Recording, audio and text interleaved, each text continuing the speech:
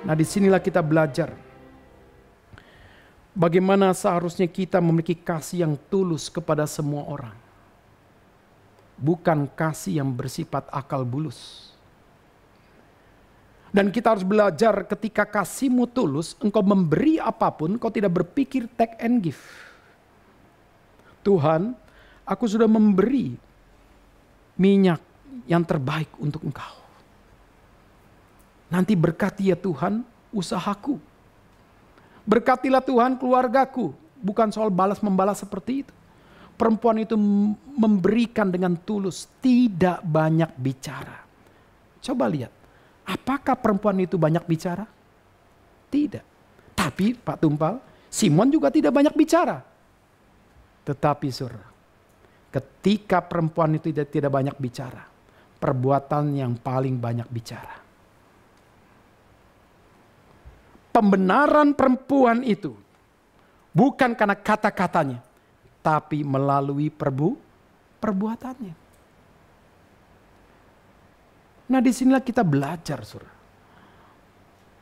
Iman akan memimpin setiap daripada apa yang kita perbuat.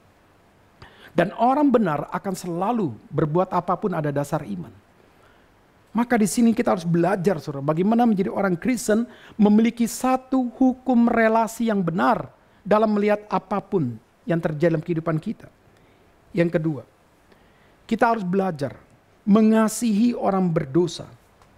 Ketika kembali kepada Tuhan, kita harus penuh ucapan syukur.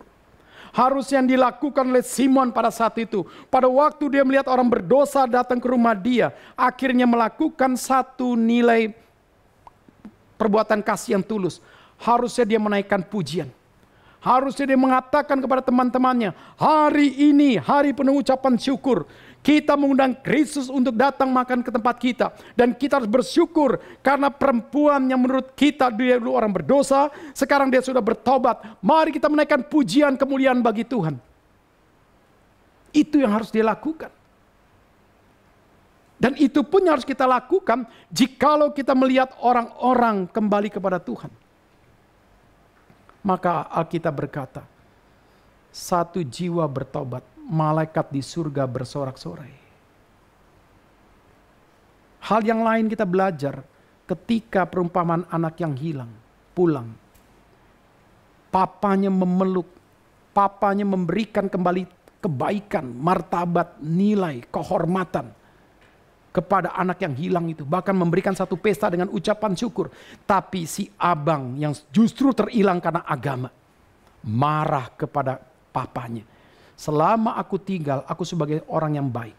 Aku sebagai orang yang sudah menunjukkan satu nilai moralitasku, Papa. Aku sudah menunjukkan kesetiaanku kepadamu, Papa. Aku sudah menunjukkan satu nilai daripada karakterku yang baik sebagai seorang kakak. Sebagai seorang anak tertua. Aku tidak pernah dihormati seperti anak yang hilang diberikan makan.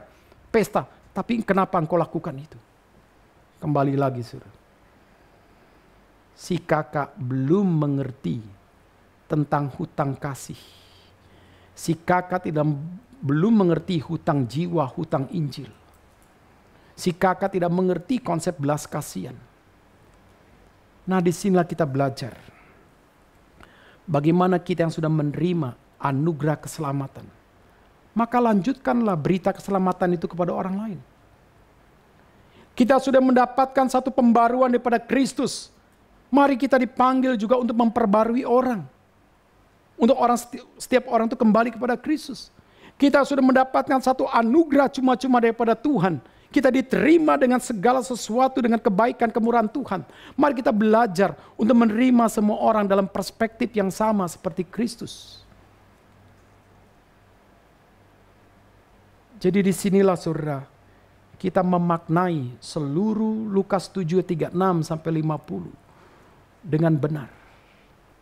Dan saya percaya Kristus hadir ingin menyelesaikan setiap misi dia supaya Simon orang Farisi itu akhirnya kembali kepada Tuhan. Kehadirannya dekat dengan orang berdosa bukan untuk mengembangkan dosa atau kompromi dengan dosa, justru menyelesaikan dosa.